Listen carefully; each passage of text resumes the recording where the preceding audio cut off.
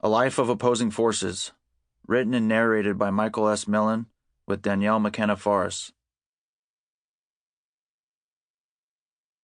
To my parents, may all your pain be turned into a gift for others.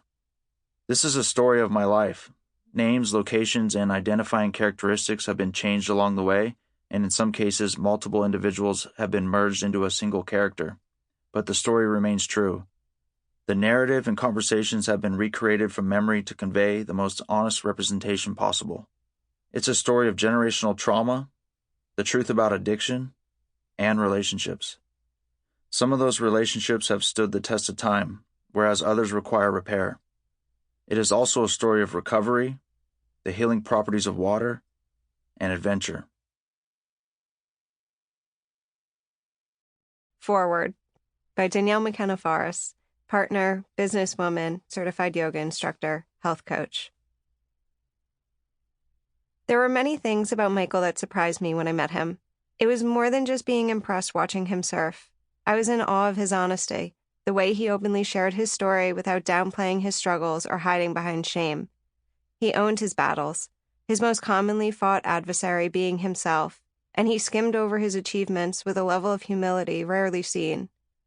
I was taken aback by his level of perseverance and absolute determination to see the world on his own terms.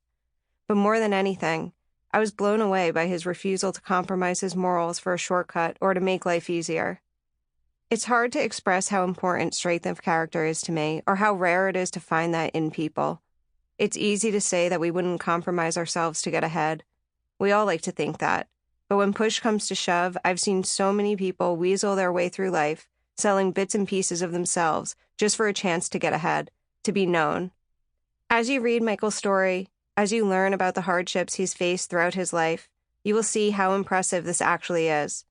You will come to understand how easy it might have been to give up, to give in, rather than to keep going. These types of people, with unwavering strength of character and senses of justice, are few and far between. My relationship with Michael began as a friendship based on deep trust. For me, trust is something that I've scarcely awarded. It has to be earned. You have to prove to me that you are worthy. That battle to prove oneself never happened here. I trusted him entirely from the start.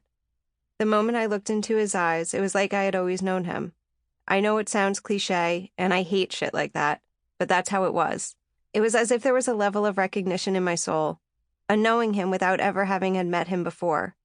It was almost like I could see his character, the strength of his soul, coming through those bright blue eyes. Anyone who knows him will tell you that he's soft-spoken, gentle, and kind, but he's also fucking hilarious and a lot of fun. Our relationship wasn't an overnight thing. In the early days, Michael danced between interest and avoidance. Every time we paddled out to surf, I got to see him relaxed, in his element, with his guard down. Here, in the safety of the ocean, he would share pieces of his past with me, and I with him. I remember being shocked, impressed, and downright amazed that he is still alive. We learned about each other's pasts, how we came to be the people we are today, and rather than impose judgment on one another, we chose acceptance. As our relationship transitioned, I learned that unconditional love was something Michael had never truly experienced, not from his family or from a significant other. His life was riddled with recurring acts of complex trauma that imprinted themselves during childhood, only to be revealed as an adult.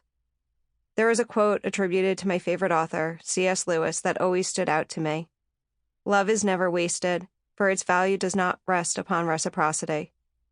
Unconditional love was the only love I knew how to give, whether it be as a friend or a partner.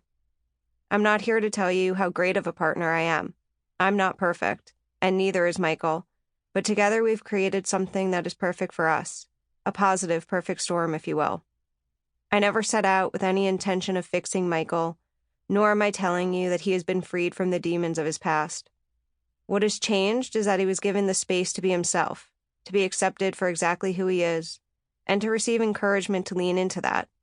It is said that if you love someone exactly as they are, you will see them flourish in all aspects of life. This, I can say, is true. Over time, I've watched Michael begin to heal. It's a process and something we take on every day, but what I have seen is pretty remarkable. I can pinpoint the moment when things really Sample complete. Ready to continue?